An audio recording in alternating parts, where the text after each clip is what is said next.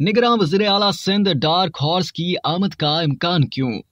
सिंध में निगरान वज़ीर आला के लिए भी ज़ेर गर्दिश नामों की बजाय डार्क हॉर्स की आमद के इम्कानात बढ़ गए हैं। अब तक अपोजिशन की जानिब से शुएब सिद्दीकी, यूनुस ढागा और डॉक्टर सफदर अब्बासी के नाम सामने आए हैं, जबकि सिंध हुकूमत की तरफ से निगरान वज़ीर आला के लिए मुबीन जमानी, जस्टिस रिटायर्ड मकबूल बाकर, साबिक चीफ सेक्रेटरी मुमताज शाह और फजलुर रहमान का नाम सामने आ चुका है। लेकिन जराये का कहना है कि निगरान वज़ीर आला सिंध का नाम ताहाल मीडिया में नहीं आया। अपोजिशन की जानिब से सामने आने वाले नाम सिर्फ MQM के हैं, इनमें GDA के नाम शामिल नहीं। इसीलिए हफ्ते को वज़ीर आला सिंध मुराद अली शाह और अपोजिशन लीडर राना अंसार के दरमियान होने वाली मुलाकात में भी कोई पेशरफ्त नहीं हुई। हफ्ते को निगरान वज़ीर आला के लिए नाम पर मुशावरत के लिए अपोजिशन लीडर राना अंसार और MQM के रहनुमा अली खुर्शीदी वज़ीर आला हाउस पहुंचे थे। वज़ीर आला सिंध के हमरा नासिर शाह भी मुशावरत में शामिल थे, लेकिन वज़ीर आला हाउस में होने वाली इस मुलाकात में दोनों जानिब से निगरान वज़ीर आला के लिए फिलहाल कोई नाम ज़ेरे गौर नहीं लाया गया। ताहम दोनों जानिब से तय किया गया कि क़यादत से मुशावरत के बाद नाम पेश किए जाएंगे। इस हवाले से ज़राए का कहना है कि अपोजिशन लीडर राना अंसार ने कहा है कि निगरान वज़ीर आला के नाम पर इत्तफाक नहीं हुआ तो बात पार्लिमानी कमेटी तक जाएगी, और पार्लिमानी कमेटी में भी इत्तफाक नहीं हुआ तो बात इलेक्शन कमीशन तक जाएगी। ज़राए के मुताबिक राना अंसार ने कहा कि निगरान सेटअप के मामले पर वज़ीर आला सिंध से पहली नशिस्त हुई है। वज़ीर आला सिंध ने अपने नाम मेरे सामने नहीं रखे